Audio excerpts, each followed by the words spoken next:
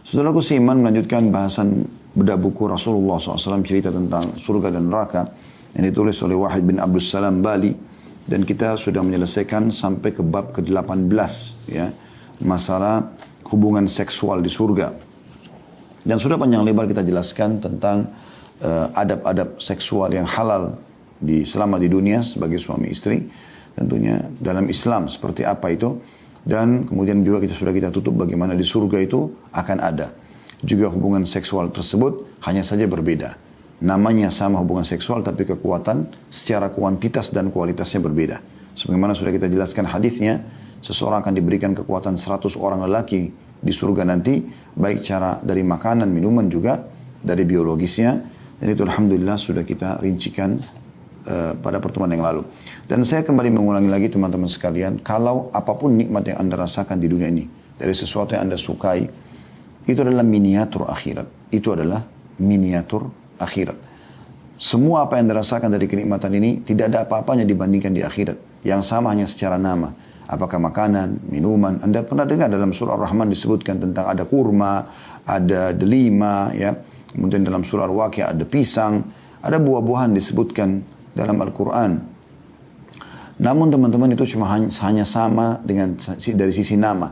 Tapi secara kuantitas dan kualitas beda sekali, sudah kita jelaskan di babnya sendiri tentang masalah makanan dan buah-buahan serta minuman ahli surga. Alhamdulillah, semoga masih diingat insyaAllah. Kemudian juga sama dengan masalah biologis. Semua orang mengetahui kenikmatannya kalau yang sudah menikah tentunya. Dan itu adalah satu kebutuhan. Maka Allah pun mengadakan itu di surga. Nah, juga salah satu fasilitas yang Allah siapkan adanya bidadari-bidadari surga yang sudah kita sebutkan bagaimana ciri mereka yang sangat luar biasa.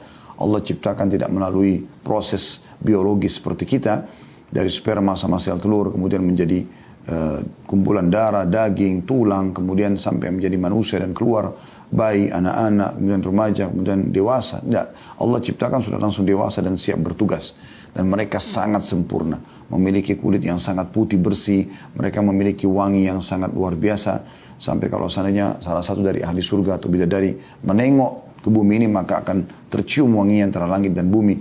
Dan bagaimana kerudung di kepalanya lebih baik daripada dunia dan seluruh isinya, bagaimana mereka itu tubuhnya indah, ranum dadahnya, dan segala macam hal, jelita matanya sudah dijelaskan pada babnya sendiri. Nah, di sini bab ke-19 yang akan kita bahas ini masih ada singgungan masalah bidadari tersebut, yaitu nyanyian mereka. Salah satu yang dilakukan oleh para bidadari di surga ini, para ratu-ratu surga ini, mereka menghibur ahli surga laki-laki dari suami mereka dengan nyanyian, dengan lantunan suara yang sangat indah. Kita dengarkan riwayatnya, hadis nomor 75 dari awal kita belajar. Ibnu Umar radhiyallahu anhu menceritakan sabda Rasulullah sallallahu alaihi wasallam, istri-istri di surga bernyanyi untuk suami mereka dengan suara yang paling merdu yang belum pernah didengar seorang pun. Di antara isi nyanyiannya adalah, kami wanita yang baik lagi jelita, istri orang-orang mulia, mereka memandang dengan senang. Kami abadi dan tidak akan mati. Kami bisa dipercaya dan tidak akan berkhianat. Kami bermukim dan tidak bepergian. Hadis ini riwayat Tabarani dengan sanad hasan, sebagaimana dinyatakan juga oleh Al-Iraqi dalam Takhrijul Ihya nomor 3011. Hadis ini teman-teman hadis yang mulia, menggambarkan kepada kita, dan ini bocoran yang diberikan kepada kita bagi orang-orang beriman bagaimana keadaan surga nantinya. Sebagaimana memang dulu penyampaian yang sudah kita sampaikan di waktu-waktu yang lalu, ya, itu semuanya adalah bocorannya karena kita memang belum masuk ke surga, tapi kita sudah diberitahukan dan bagaimana indahnya rasanya. Ya, dengan mengetahui saja sudah sangat indah bagaimana kita akan menikmatinya nanti. Ya.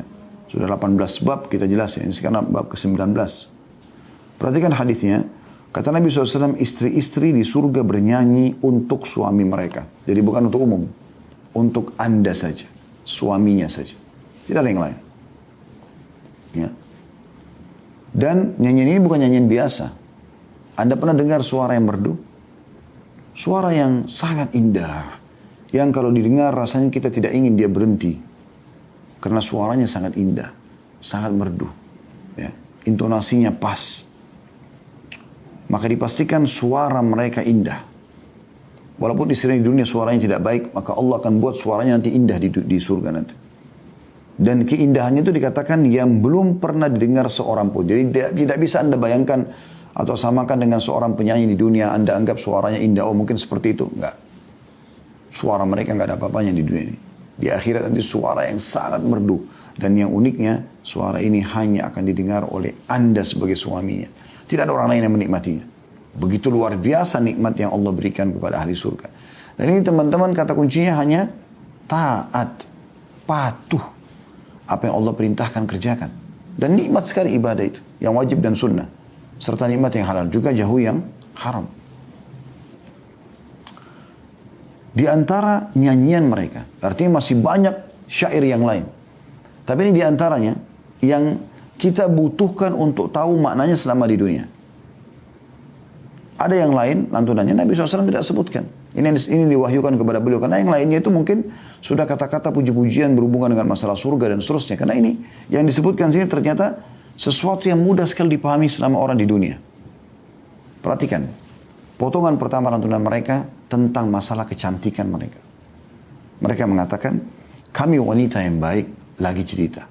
Makna baik, baik itu sempurna. Sempurna fisiknya, sempurna paras wajahnya, sempurna rambutnya, sempurna pakaiannya, sempurna seluruh yang yang ada padanya, gitu kan? Baik akhlaknya, baik tutur katanya. Lagi jelita. Mana jelita Anda sudah tahu? Di atas cantik, gitu kan? Kalau orang cantik, Anda mengatakan, ini orang wanita cantik. Mungkin bisa dikatakan dia cantik, ya. Oleh sebagian orang mengatakan tidak. Tapi kalau orang bilang jelita, umumnya itu standar. Semua orang sepakat mengatakan orang ini punya kelebihan. Jadi makna jelita. Matanya jelita, indah, besar, bulu matanya lebat, itu kan, alisnya tebal. Jadi sejalan dengan keindahan paras wajah yang Allah berikan.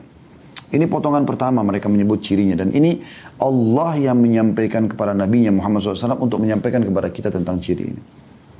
Sampai pernah ada seseorang ya, yang saya percaya di Madinah bercerita gitu. Dia pernah kumpul dengan beberapa orang, kemudian menceritakan tentang kisah para mujahidin zaman dulu. Bagaimana mereka pada saat mau berjihad, mereka membaca tentang bab-bab surga dan mereka banyak fokus masalah bidadari. Kenapa bidadari? Mereka fokus ke bidadari. Bidadari mata jelita, kulitnya putih, badannya wangi, dan seterusnya. Maka ada seseorang yang sempat menyapa mengatakan, kenapa kalian baca ini? Nanti kalian tidak ikhlas berjihad. Maka jawaban seseorang yang sedang menyampaikan hadis-hadis ini kepada para mujahidin sebagai motivasi kepada mereka. Bagaimana kami tidak membahasnya? Sementara Allah telah menyampaikan ke lisan orang paling dipercaya Rasulullah SAW untuk menyampaikan kepada kami. Dan ini sebagai motivasinya. Ternyata kita tinggalkan dunia ini. Wanita kita tinggalkan. Apakah istri atau wanita yang mungkin diharapkan untuk dinikahi. Secantik apapun. Karena memang ada wanita jelita yang ada di sana di surga. Dan itu karena janji Allah SWT. Itu memotivasi kita. Ya. Maka tidak ada salahnya membaca seperti ini. Dan menjadi motivasi yang sangat besar bagi mereka. Untuk berjihad. Dan kita memang melihat Allah sangat bijaksana teman-teman. Subhanallah. Allah membahas tentang bidadari di surga. Sebenarnya lebih fokus kepada kaum laki-laki. Karena laki-laki ini umumnya kalau dibahas tentang wanita, mereka tertarik. Seperti contoh misal, Anda kalau punya anak laki-laki, coba kalau Anda mau dia selesai kuliah atau menyelesaikan satu tugas. Ya, misal sekolah lah, paling umumnya sekolah misalnya atau kuliah. Anda mengatakan, kalau selesai nak, ayah atau ibu akan nikahkan kamu. Dia akan semangat. Fitrahnya begitu. Kalau ini tidak ada dalam fitrah laki-laki, maka mungkin tidak semua laki-laki mau bekerja, banting tulang untuk memberikan ke istrinya makanan. Walaupun karena istrinya masih kurang melayani dia. Misal contoh. Ya. Karena memang ada Allah berikan jiwa itu. Rasa sayang dan suka pada kaum wanita. Allah katakan dalam Al-Quran, A'udhu billahi minasyaitonir zuyina linnasi hubbus syahwati minan nisa. Telah dihiasi dalam jiwa laki-laki itu rasa suka dan syahwat. Ada keinginan untuk berinteraksi dengan kaum wanita. Kenapa Allah nggak bilang Allah menghiasi juga dalam jiwa wanita syahwat dan cinta kepada laki-laki? Kenapa Allah nggak? Karena memang bukan itu target utamanya wanita, bukan itu yang menjadi kecenderungan jiwa mereka.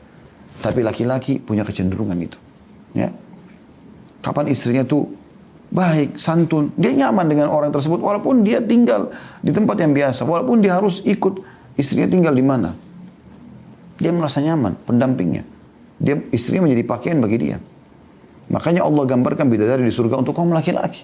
Karena mereka itu disuruh berjihad, nggak gampang. Menghadapi musuh, ditebas lehernya, dipotong tangannya, bisa dibakar, dicincang, segala macam.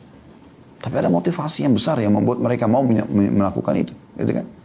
Sebagaimana juga kata ulama, Allah subhanahu wa ta'ala menceritakan tentang pakaian sutra, gelang, perhiasan, emas, ya, baju-baju yang Anda pernah dengar, yang ada, kalau ahli surga mau pakai baju, ada buah seperti delima, kemudian mendekat sama dia lalu terbuka, ada 70 gaun. Ini kalau kaum laki-laki, ada motivasinya, tapi beda, bukan seperti bidadari. Ini lebih cenderung kepada kaum wanita. Karena wanita kalau pakaian, perhiasan, dia termotivasi kan gitu. Allah Maha Adil, memberikan masing-masing motivasi atau motivator agar mereka terdorong untuk mengejar surga itu. Ya. Jadi memang untuk kaum laki-laki memang disampaikan masalah ini. Karena bagi perempuan,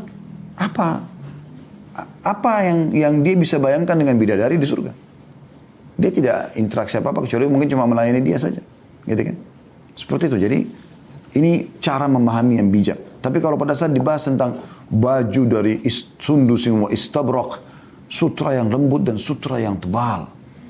Kemudian gelang-gelang, asawira min zahabin wa fidda wal fidda. Asawira min fiddatin, ya.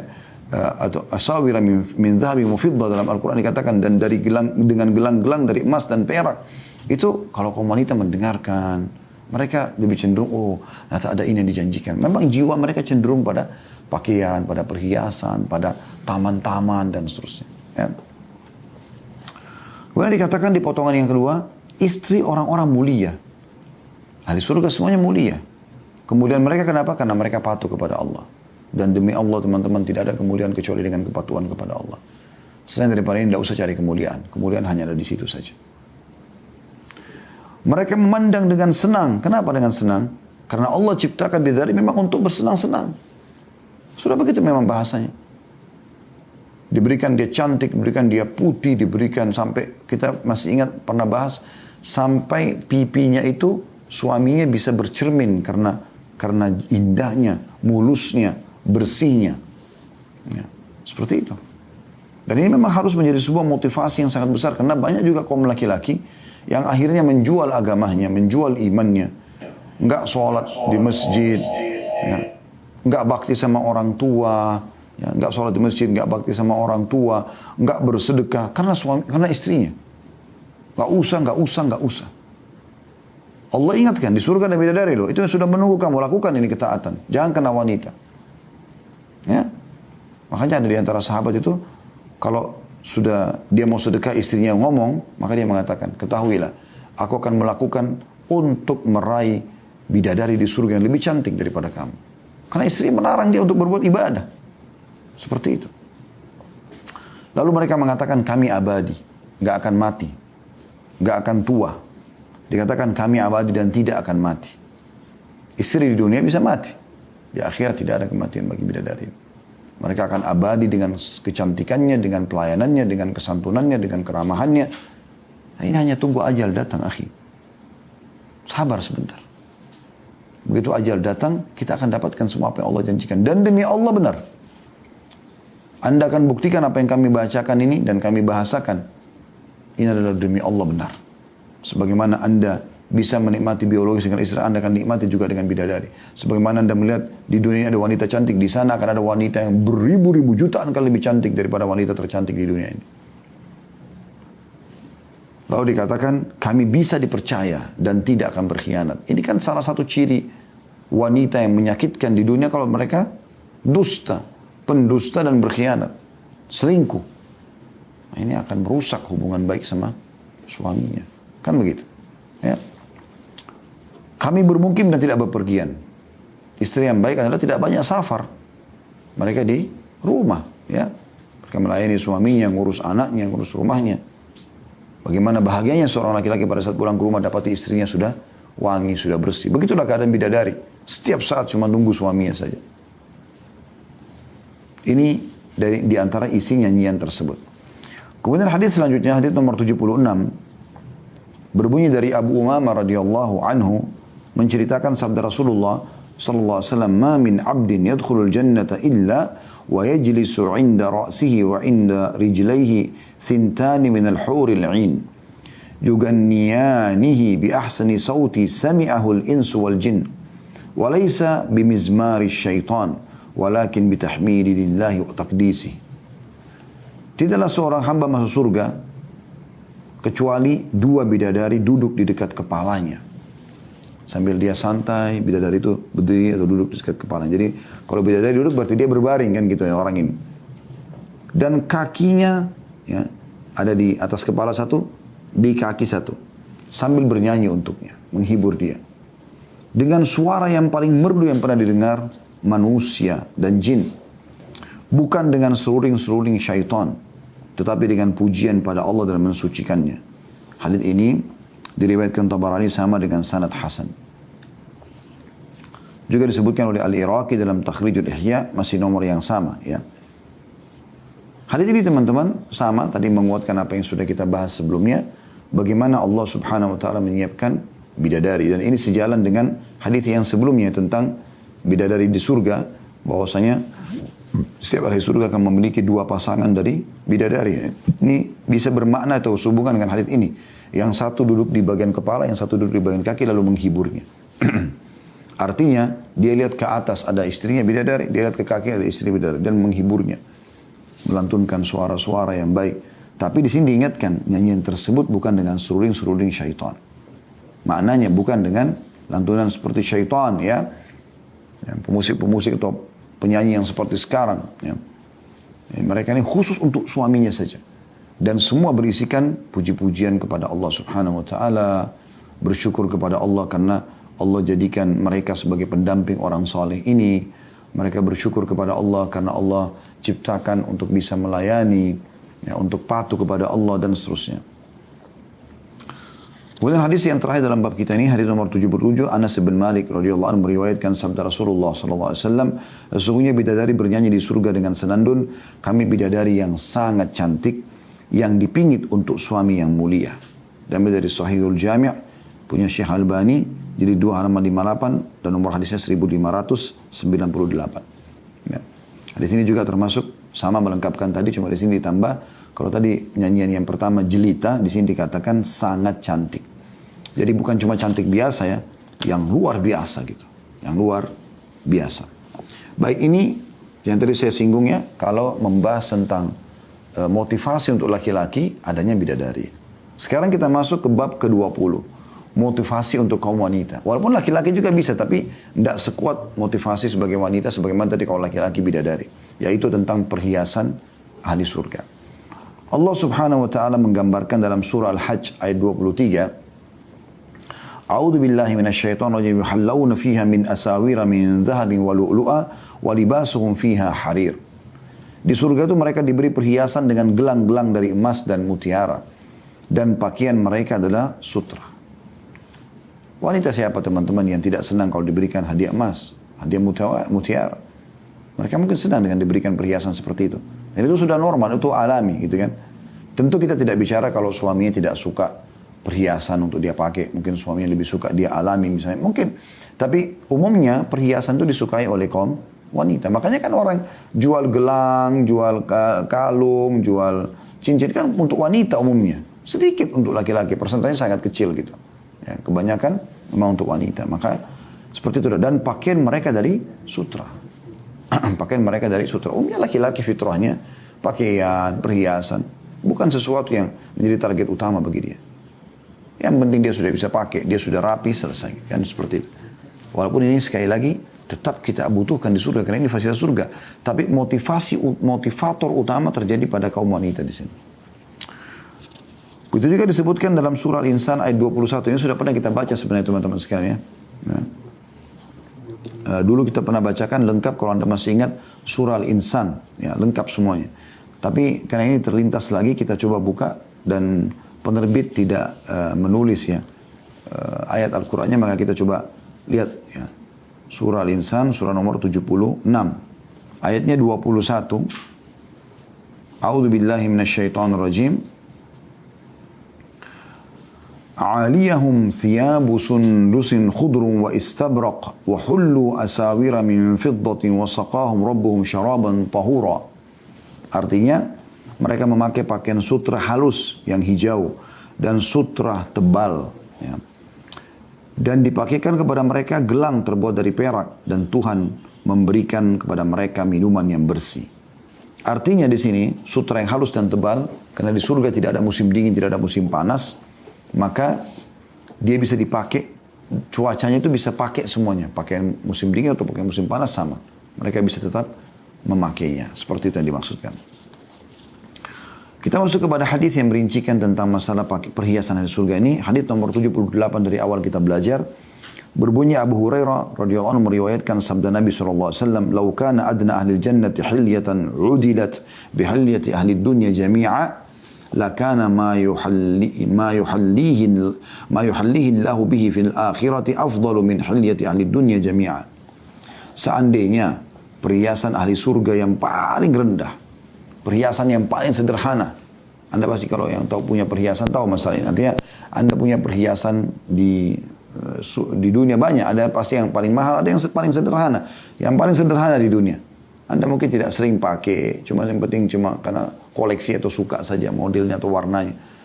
Nah ini dikatakan perhiasan ahli surga yang paling rendah.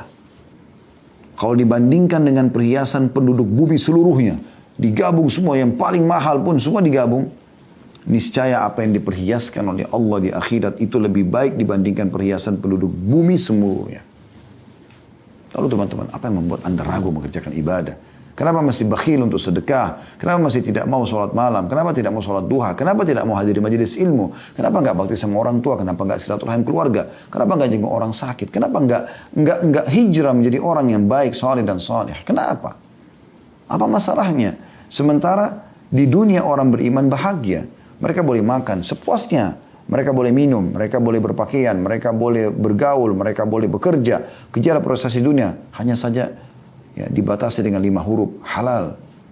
Dan juga itu yang boleh dinikmati. Dan dia jauhi 5 huruf yang lain haram. Tapi yang haram sedikit.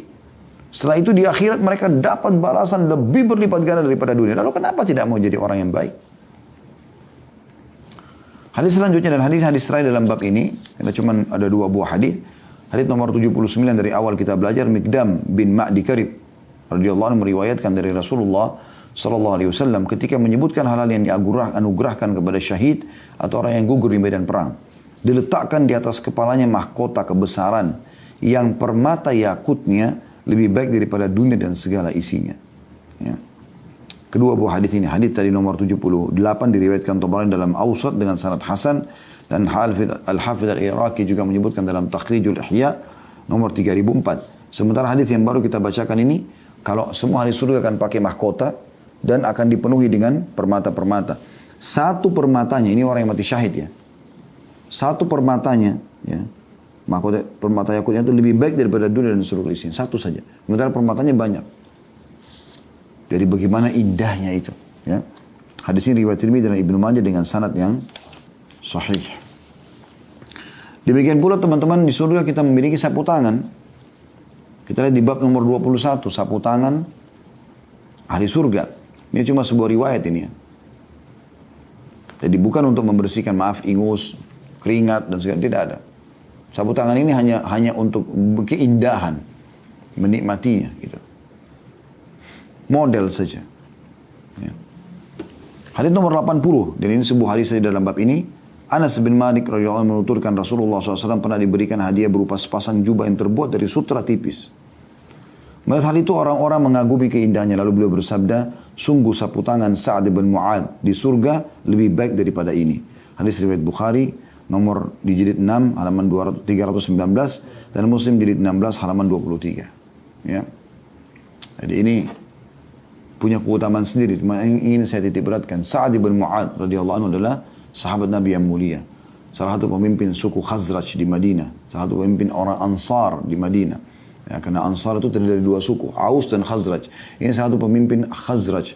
Dan dialah yang termasuk orang yang dicintai oleh Nabi SAW dan mati syahid di perang Ahzab pada saat kena salah satu panah. Walaupun dia meninggal setelah peperangan, setelah perang Ahzab, Nabi SAW mengepung Bani Quraidah dan menghukum mati kaum laki-laki mereka. Nah itu di tangan Sa'ad bin Mu'adz radhiyallahu anhu.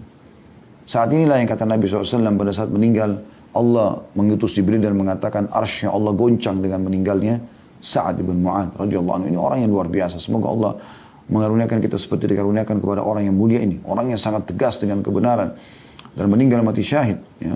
Dan semoga Allah menjadikan kita bisa mengamalkan amal yang beliau pernah kerjakan dan juga begitu juga dengan amal-amal orang-orang saleh dari kalangan sahabat ridwanullahi alaihim dan tabi'in rahimahumullah semuanya.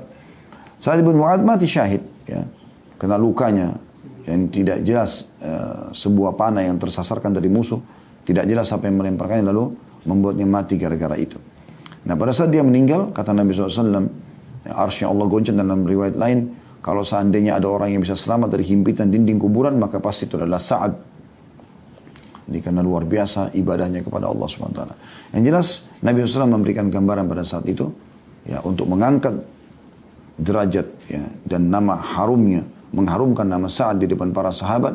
Ini perintah Allah SWT, juga sekaligus menyampaikan tentang bagaimana sapu tangannya ahli surga. Kata Nabi SAW setelah dihadiahkan sebuah sutra yang halus, yang mahal. Bagaimana sih kalau seorang pemimpin, biasanya kita kan malu kalau tidak berikan yang terbaik. Ada seorang kasih yang terbaik buat Nabi SAW. Kemudian orang semua kagum melihat sutra ini mahal sekali, bagus gitu. Lembut, sempurna jahitannya. Lalu kata Nabi SAW, ketahuilah sapu tangannya sapu tangannya saja yang biasa. Sapu tangan gak dijadikan sebagai sebuah penampilan utama gitu. Lebih baik daripada dunia dan seluruh isinya.